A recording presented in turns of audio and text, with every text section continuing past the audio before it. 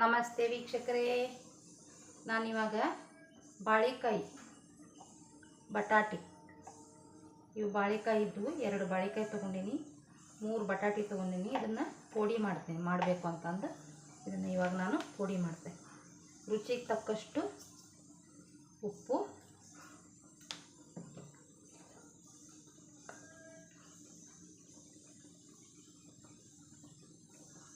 ಒಂದು ಚಮಚೆ ಖಾರ ಪುಡಿ, ಅರ್ಧ ಟೀ ಸ್ಪೂನಷ್ಟು ಅರಿಶಿನ ಪುಡಿ, ಅರ್ಧ ಟೀ ಸ್ಪೂನಷ್ಟು ಮಸಾಲೆ ಪುಡಿ, ಹುಣಸೆ ಹಣ್ಣಿನ ಹುಳಿ,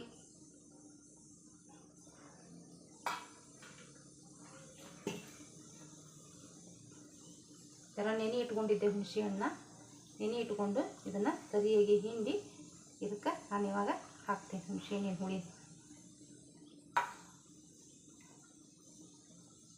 ಸ್ವಲ್ಪ ಅಲ್ಲ ಬೆಳ್ಳುಳ್ಳಿ ಪೇಸ್ಟು ಸಣ್ಣಗೆ ಚಿವುಟಿ ನಾನು ಏನು ಹಾಕ್ತೀನಿ, ಕರಿಬೇವನ್ನ ಹಾಕ್ತೀನಿ. ಸ್ವಲ್ಪ ಕೊತ್ತಂಬರಿಯನ್ನು ಚೂಟಿ ಇದಕ್ಕೆ ಹಾಕ್ತೀನಿ.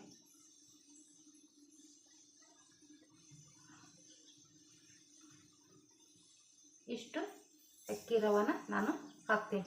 ಬಾಂಬೆ ರವಾನು ಬೇಕಾದ್ರೆ ಹಾಕೋಬೋದು. ಇದನ್ನು ಈ ಥರ ಕಲಿಸ್ಬೇಕು ಎಲ್ಲ ಹಾಕಿ.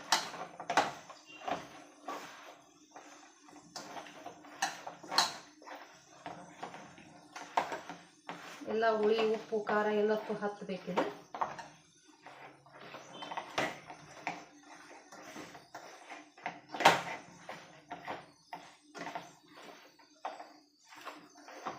ಈ ಥರ ಇದನ್ನು ಕಲಿಸಿ ಇಟ್ಕೋಬೇಕು. ಈ ಥರ ಕಲಿಸಿ ಇಟ್ಕೋಬೇಕು. ಇವಾಗ ನಾನು ಏನು ಮಾಡ್ತೀನಿ ಅಂದರೆ,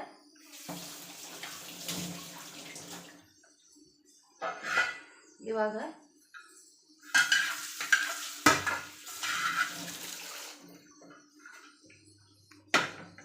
ಬಾಳಿಗೆಯನ್ನು ಹಂಚು ತವಿಯನ್ನು ಇಡ್ತೇನೆ. ನೋಡಿ ವೀಕ್ಷಕರೇ, ಈಗ ತವಿಯನ್ನು ಇಟ್ಟೆ.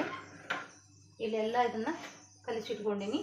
ಇದರಲ್ಲಿ ಏನೇನು ಉಪ್ಪು ಖಾರ ಅರಿಶಿನ ಪುಡಿ ಮಸಾಲೆ ಪುಡಿ ಅಲ್ಲ ಬೆಳ್ಳುಳ್ಳಿ ಪೇಸ್ಟು ಕರಿಬೇವು ಕೊತ್ತಂಬರಿ ಹುಣಸೆ ಹಣ್ಣಿನ ಹುಡಿ ಎಲ್ಲ ಹಾಕಿ ನಾನು ಏನು ಮಾಡಿದೆ, ಕಲಿಸಿ ಇಟ್ಕೊಂಡಿನಿ. ಇಲ್ಲೇ ತವಿಯನ್ನು ಇಟ್ಟೆ.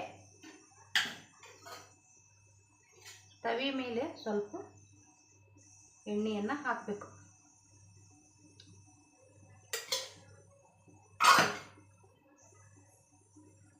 ಈ ಥರ ಇವನ್ನ ಹಚ್ಚಬೇಕು ಹಂಚಿಗೆ.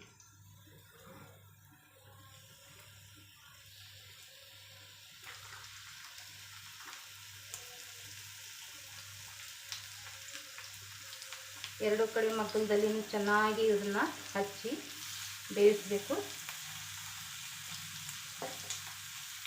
ಇದು ತಿನ್ನಕ ಅನ್ನದ ಜೊತೆಗೆ ಭಾಳ ಟೇಸ್ಟ್ ಆಗ್ತೈತಿ. ಮಲ್ನಾಡು ಕಡೆ ಭಾಳ ಮಾಡ್ತಾರೆ ಇನ್ನು. ಬಾಳೆಕಾಯಿನೂ ಭಾಳ ಬೆಳಿತೈತೆ ಆ ಕಡೆಗೆ.